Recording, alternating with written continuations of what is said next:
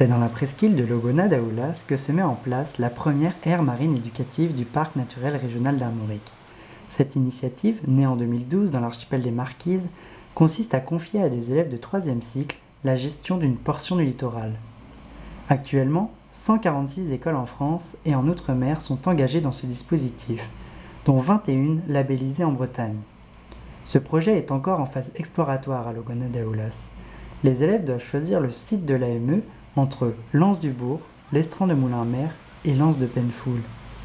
C'est dans ce contexte qu'a lieu la deuxième sortie pédagogique à la découverte du site de Moulins-Mer. Donc aire marine éducative, l'éducatif c'est ça en fait, c'est apprendre. Si j'apprends, si je connais, je vais avoir envie de protéger. Donc c'est vraiment dans l'optique d'en faire des citoyens responsables, c'est-à-dire responsables de la nature qui les entoure. C'est aussi un travail avec la commune.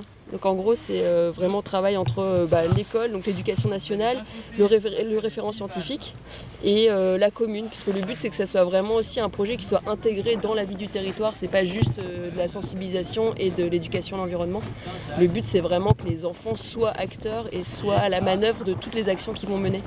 Donc ils font l'état des lieux et après ils proposent un plan d'action. Comme comme on fait. Ils deviennent gestionnaires d'une aire marine protégée. Le projet va donc plus loin que de la simple sensibilisation à l'environnement. Contrairement aux classes de mer, de vraies actions sont menées. Panneaux de sensibilisation, ateliers de fabrication d'outils ou encore suivi scientifique ont déjà été réalisés par des AME du Finistère.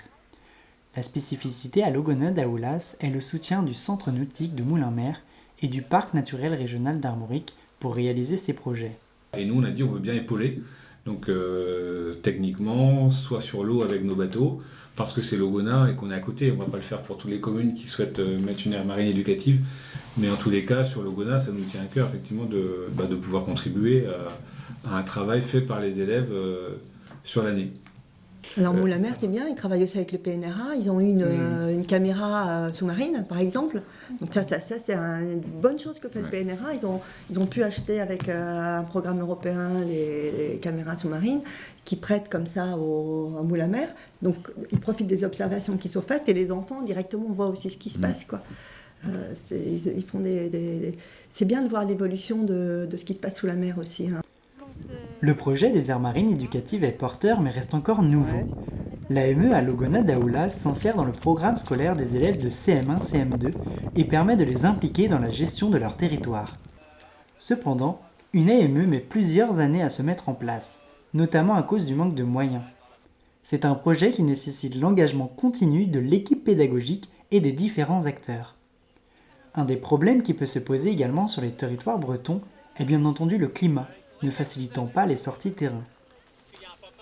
On fait de la pêche à pied, c'est un peu dur, on fera du bateau. Et après on relâche les animaux, d'abord on les met dans le seau et on les relâche.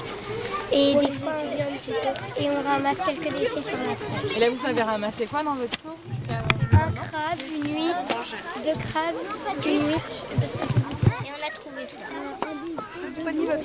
Pour vous, comment on protège la mer? On enlève les déchets, on les étudie pour mieux les connaître, on les change surtout pas de place. Qui jetterait? Qui ne jetterait pas? Qui jetterait? Qui ne jetterait pas? Qui ne jetterait pas?